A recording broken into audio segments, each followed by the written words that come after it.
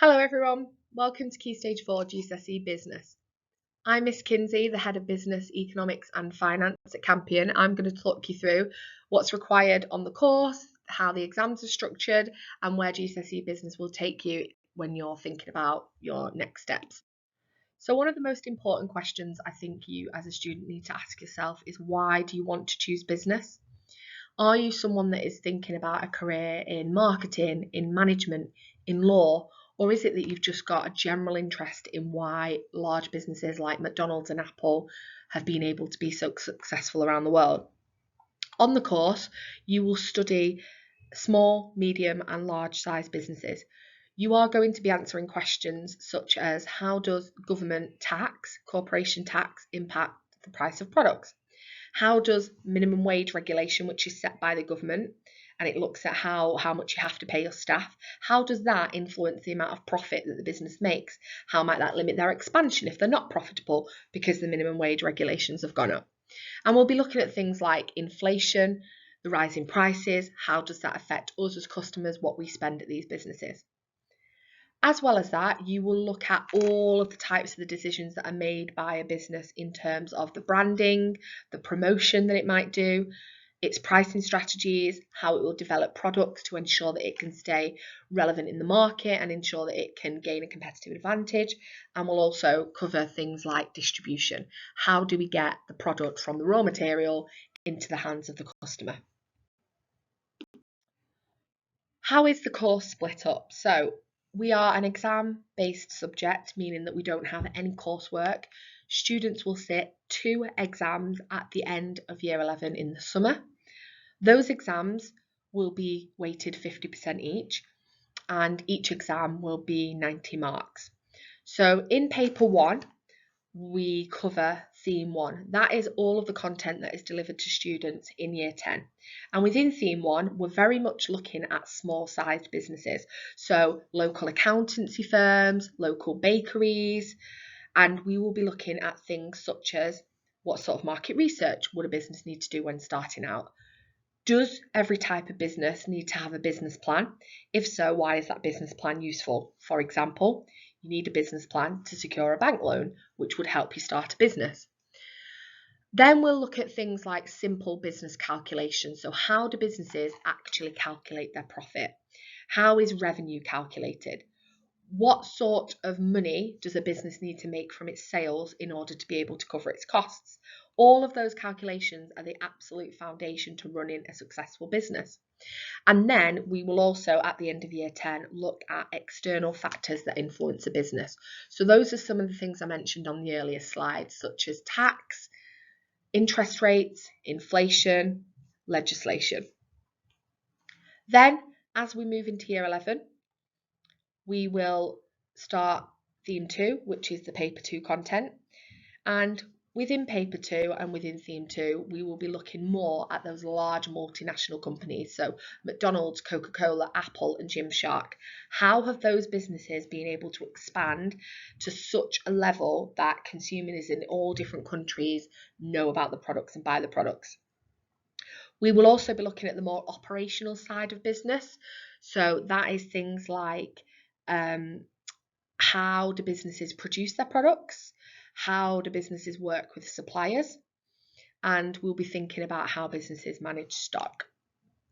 So over the 2 themes, you will get a very broad perspective on how businesses run, which lots of students find interesting because you really do get into the detail of how to run a successful business and also what to do if you're running a business that might be struggling financially. I'm just going to touch again on the assessment information for GCSE Business. The exam board that we work with is Edexcel. Just to reiterate, the course consists of 2 exam papers, both of which are sat at the end of year 11. Paper 1 is your year 10 content, paper 2 is your year 11 content. Now both papers are weighted 50% each of the qualification, and on the papers, both of them will include questions that are calculations, 3 markers, 6 markers, 9 and 12. Now the 9 and 12 markers will be the essay style questions. What that means is students will be given a case study. they will be expected to write a short essay in relation to that case study. Now, the case studies are always real-life companies, and in paper 2 especially, a lot of the companies that are included in the paper and a lot of the brands that the students are asked to speak about are brands that the students will recognise. So, for example, last year's GCSE paper, the case studies were JD Sports and Greggs. So students do have some familiarity which can support them. However, it's important to know that we do have some essay style questions within the exam. Now, as the course goes on and right from the offset in year 10, we work with students on improving their exam skills, really making sure they understand the structure of those 6, 9 and 12 markers, and we really support students in understanding how to use context in their answers. This is all supported through the end of topic exams that we do in class. So these assessments will take place every few weeks, and they are there to practice and support you so that you can go into those exams, into your mock exams, into your final exams, feeling super confident on what to expect. Thinking beyond GCSEs, it might feel like far away, but it is important when thinking about selecting GCSE business where it might take you in the future. We offer at Campion Sixth Form A-level business and A-level economics. Both subjects feed in really well to GCSE business, with some of the elements studied on both business and economics at A-level linking with the GCSE course. GCSE business may also take you into a apprenticeship in business, finance, accounting, law, or it might even take you into a college course studying something like business management or accounting and finance.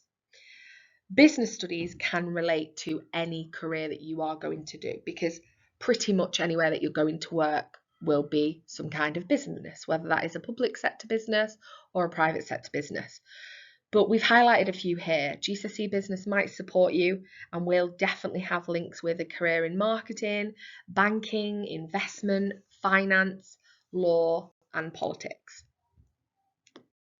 If you are a student who is interested in how global economies work, or you're a student who is interested in making decisions for the future, whether that is setting legislation that businesses have to follow, whether that is designing products that everyone in society can use, or developing marketing campaigns that are going to be seen at a global level.